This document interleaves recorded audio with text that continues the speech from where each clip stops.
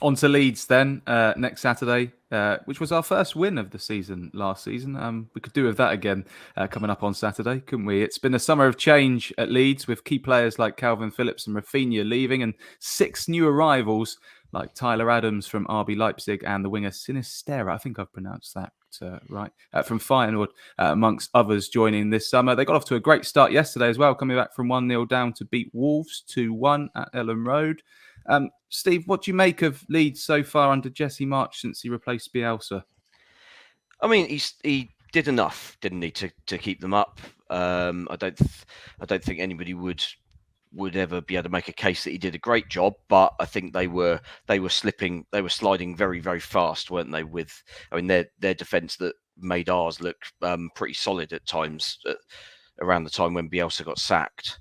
So he steadied the ship, and they stayed up on the final day with that win at Brentford.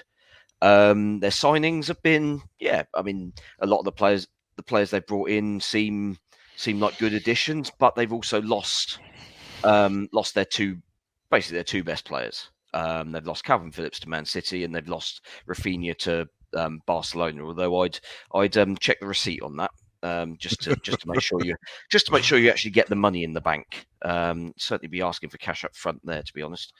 But I think, to be honest, I'm fully expecting Leeds to be down there, probably with us. I think it's the three promoted sides are going to be struggling. I mean, despite Bournemouth and Fulham getting decent results yesterday, they don't look anything anywhere near up to standard squad wise. And Leeds, ourselves, Everton, possibly Brentford, depending how their new signings bed in, because losing Ericsson was huge given the impact he had the second half of last season. They were another one that were on the slide until that change. Man United. I mean, wouldn't that be incredible? That would be absolutely amazing. But yeah, I think Leeds are one of those teams who are, they'll have games where the crowd and the sort of enthusiasm of that team will power them through games. But they will also have games like they had many of in this at various points last season where they just look absolutely hopeless.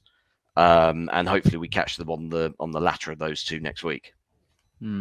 Glenn, it's a game both teams are going to be targeting 3 points. How do you see it going?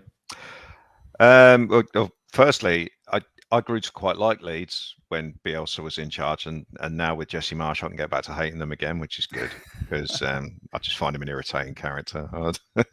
But Leeds, I mean, any win's a good win in the Premier League, but Wolves are not going to be great this season. I think they're going to be bottom half without a doubt this year.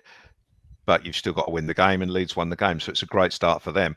They will be seeing this, especially having seen our result on the weekend, as a really, really good chance to get their season up and running. And momentum's huge in football, and you get 2 or 3 wins under the belt early, and they'll feel like they're sort of part way there to achieving this season's aim of which will undoubtedly be the same as ours, is to stay up first and foremost. So I have to admit, I don't know too much about the players that Leeds have brought in. I feel a bit sorry for them, like I felt a bit sorry for Brighton. You achieve what you set out to achieve the previous season, and you end up getting picked off for your 2 best players. But Brighton won at Man United, and Leeds won their first game and all. So maybe it's not the worst thing in the world, but it will be a tough game. But I think it's down to us more than how Leeds play. Leeds aren't going to play us off the park or anything like that. But hold my beer. Hold my beer. But we have to show up.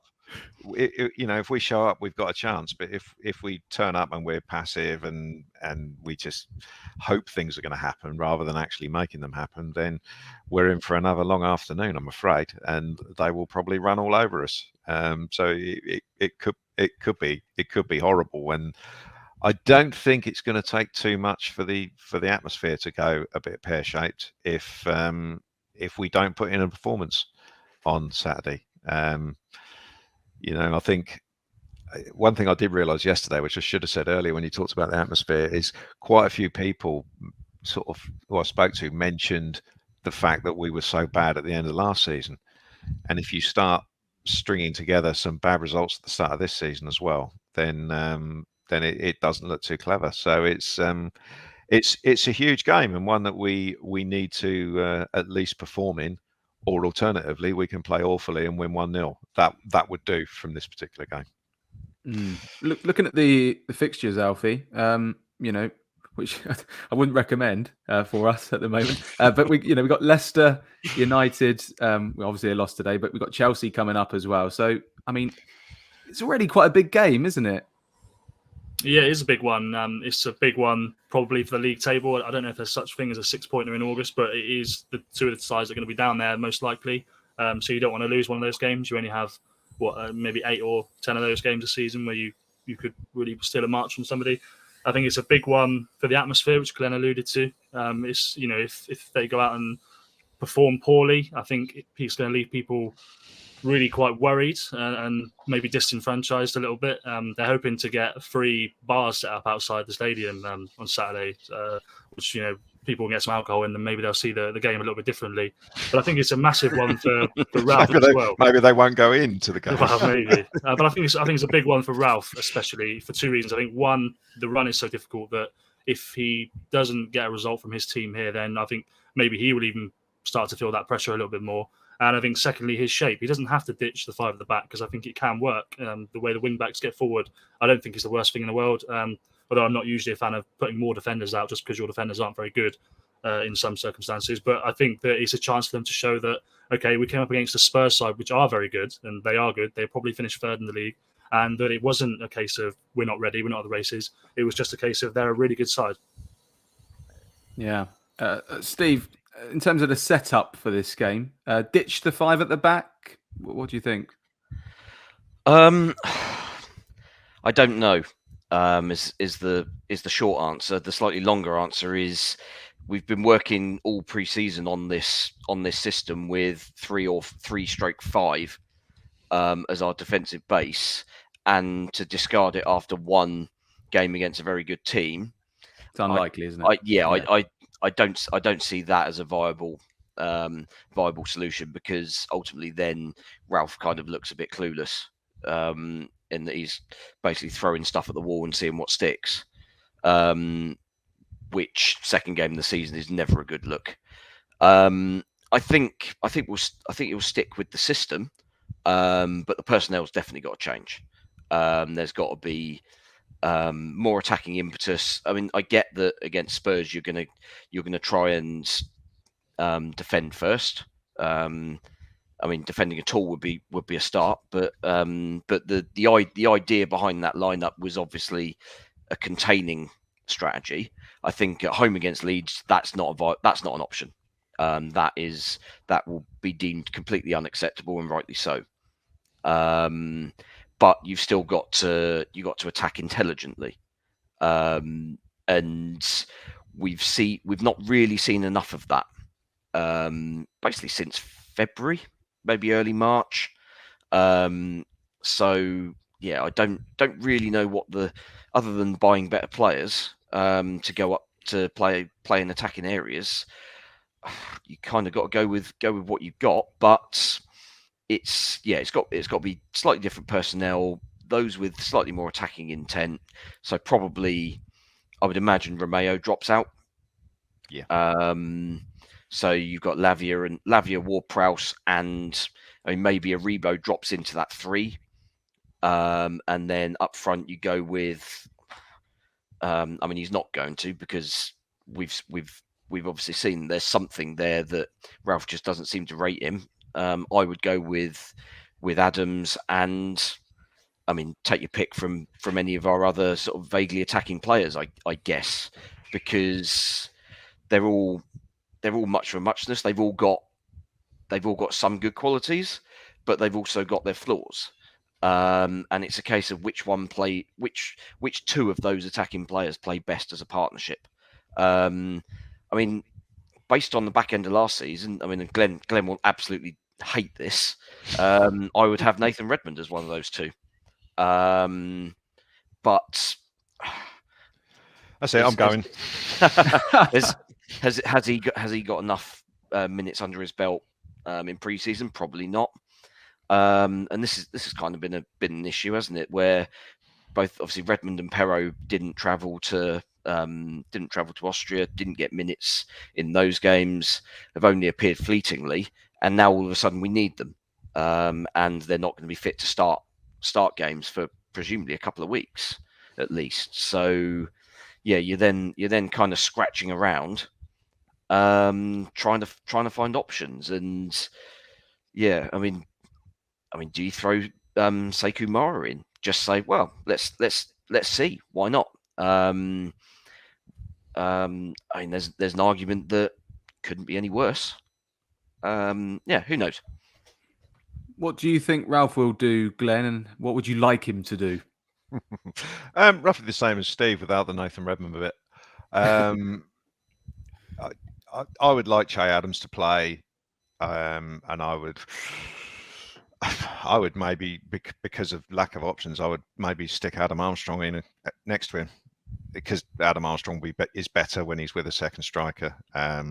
If Sekou Mara isn't ready, then I'd maybe go with that, but I don't think Ralph will. I think he'll leave Romeo out. I think he'll play Stuart Armstrong in the centre, in the midfield, and he'll have Joe Aribo up front with someone. But if he's not going to play Adams, then to me there's no one really suitable. So I don't know. He may have to swallow his pride with that one, because Adam Armstrong as the main lone striker, if you like, the main sort of number 9, just that's never going to work. So I think he will change the defenders as well. I think he has to. I can't see, unless he's injured, I can't see Bella-Kotchap not playing. And I would hope Bednarek's left out, but I don't know. I don't know where he is. I mean, he's kind of left Lianco as 6th choice now, isn't he? Based on what happened on Saturday, he played both Jack Stevens and Jan Valery ahead of him. He wasn't even on the bench. So, I mean, something I've said before is that Jack Stevens is okay if he's given a run of games.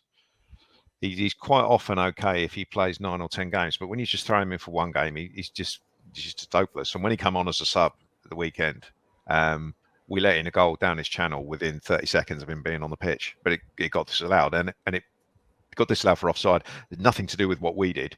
It was the guy just ran offside. Our defensive line was nowhere. It was just unfortunate that Sessegnon was too eager to get in there. So maybe Stevens in the position that Bednarek played in, where he can do the organising, because we need someone to do it. We desperately need someone to do it, and that's the whole reason you play 3 at the back. The one in the middle has to organise the other 2, has to talk to the other 2, and I just don't think Bednarek does that. So I'd like to see either Stevens or Lianco in the central position, but whether we'll get it or not, I don't know. I can't second guess Ralph anymore. Used to be able to do it, but I just can't do it now. So, yeah, don't ask me stupid questions like that. Just before we get some predictions, Alfie, what are you expecting from Saturday? I think speaking to Ralph on Thursday, even before Saturday, he made it clear that he knows he needs to play a more active game at home against the likes of Leeds. So I hope that means it's Joe Aribo in centre midfield rather than Ori Romeo, perhaps, and they shift around a little bit, and then 2 strikers. In terms of personnel, like Glenn says, it's anybody's guess, but I think he knows that he can't set up the same way. And even saying that, I thought the wing backs were still quite oppressive on the opposition team. I thought they did push forward, but I hope to see just slightly more intent and endeavour. And if that means maybe putting a couple more natural forwards on the pitch, then hopefully we see that. Okay, let's get some predictions from you then, guys. Everyone got a point in the predictions league after the Spurs game, so it's level across the scoreboard. Yep, everyone predicting a Spurs win. So let's go round here. Just before I do, I've got a couple of comments. Slow hand clap to everybody.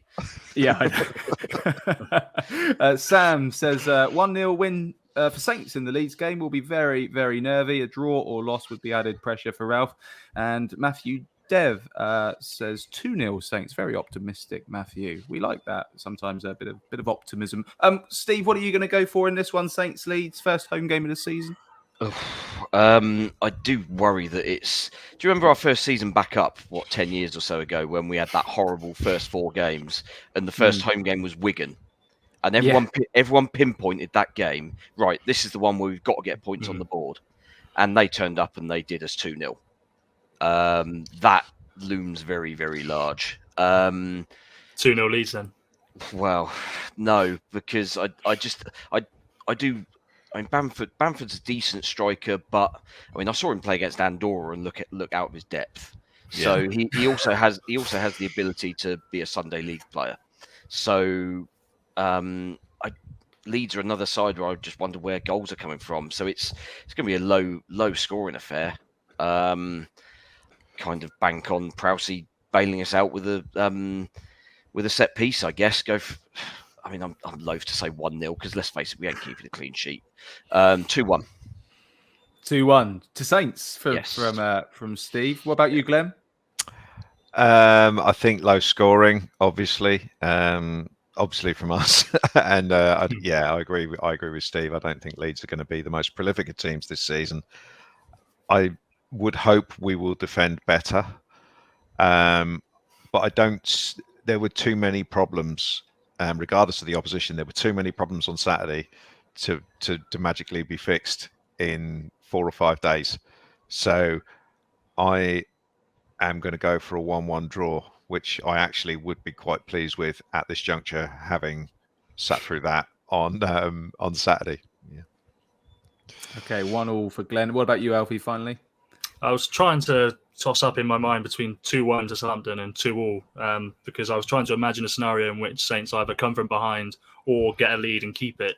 And that would also entail 2-1. But as Steve said 2-1, I'm going to say 2-2. I think that both defences could have a little bit of a difficulty and hopefully we see an exciting game. Yeah, sounds like an exciting one. A 2-2. Jacob from The Athletic says a 2-1 Saints win. Martin, who will be back next week, has said 1-1 draw. Ben has also said 1-1 draw for Saints v Leeds as well.